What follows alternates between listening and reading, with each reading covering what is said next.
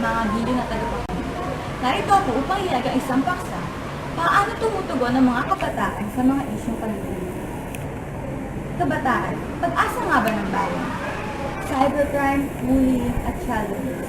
Ilan lang ito sa mga krimen na laganap sa ating bansa.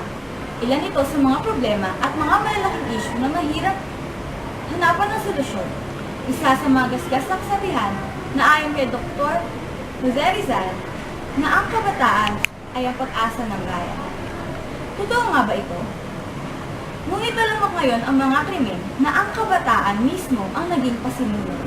Paano matutugunan ng ibang kabataan ang ganitong mga issue? Paano makakamit ang pag-asa na dati pa nais makamit kung ang kabataan mismo ang natutugin nito? Maraming kabataan ang tumutugon sa mga mahalagang issue ngayon sa ating lipunan. Kaya nga't itinatag ang bayan mo ipatrono, kung saan ang mga kabataan at iba pang mamamayan ay tinatawag na bayan patulos. Papansin natin na ang ating henerasyon ngayon ay kakambal na ang teknolohiya. Kaya natugunan ng ating mga kabataan ang mga issue tulad ng child abuse.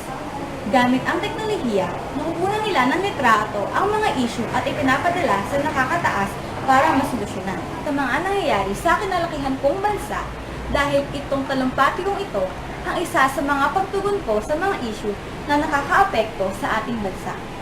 Nakatutulong rin ang teknolohiya sa pagtugon ng mga kabataan sa issue dahil nagawa nila itong ipagpaalam sa iba.